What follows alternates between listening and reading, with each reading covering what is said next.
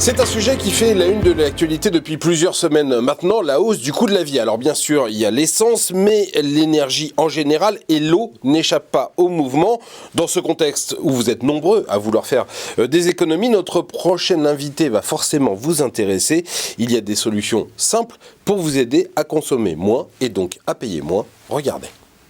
Et je reçois Emmanuel Cros, bonjour. Bonjour. Vous êtes le président d'Ocea Smart Building. Le sujet des économies d'énergie et des économies d'eau ne sont pas totalement nouveaux. Et vous, ça fait plus 20 ans que vous vous mettez au service de ceux qui veulent mieux gérer leurs dépenses en la matière, en quelque sorte.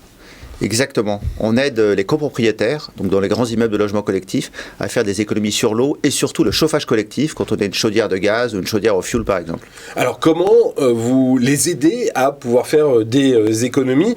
Est-ce que c'est simplement en maîtrisant leur consommation ou est-ce qu'il y a aussi une action sur l'isolation, sur les bâtiments, sur les fenêtres, etc.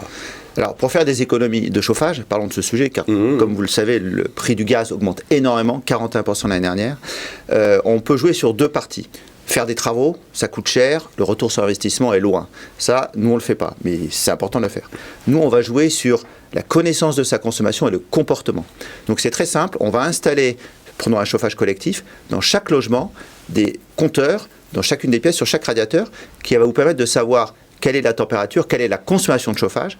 Les compteurs sont communicants et vous allez pouvoir maîtriser votre consommation, régler votre chauffage et surtout, point hyper essentiel, payer à ce moment-là au réel votre consommation de chauffage et non plus au mètre carré ou au tantième, qui est la règle générale dans les syndics. C'est-à-dire que c'est une espèce d'individualisation du chauffage, comme il pouvait y avoir dans beaucoup maintenant d'immeubles. Il y a ça pour les compteurs d'eau. On a mis des compteurs d'eau individuels appartement par appartement. Vous faites la même chose, chauffage par chauffage, radiateur par radiateur ? C'est exactement ça. Aujourd'hui, vous l'avez dit, dans le domaine de l'eau, chacun ne comprendra pas de ne pas payer son eau au réel. J'ai consommé 5 mètres cubes, je paye 5 mètres cubes.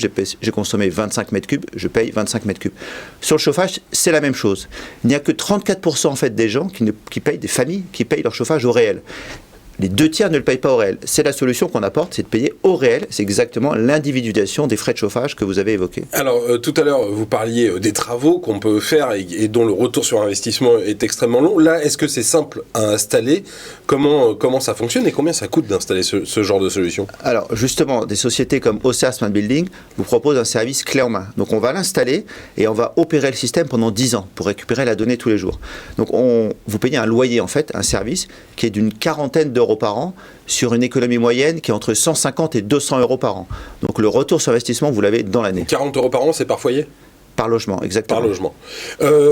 Pour que ça fonctionne, évidemment, moi, si je suis copropriétaire, je ne peux pas l'installer tout seul. Il faut que l'ensemble de la copropriété décide de l'installer. Et c'est ça, votre interlocuteur, finalement, c'est le syndic de copropriété, le syndicat qui s'occupe de gérer l'immeuble ou les grands bailleurs ?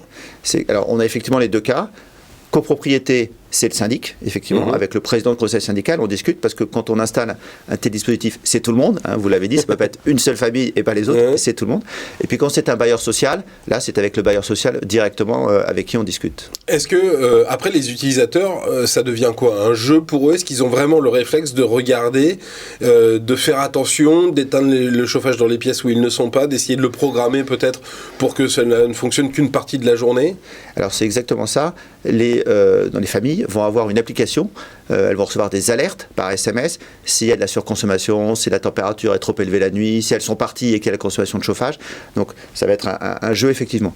Mais le deuxième élément aussi, c'est que les gens sont sensibles à leur porte-monnaie.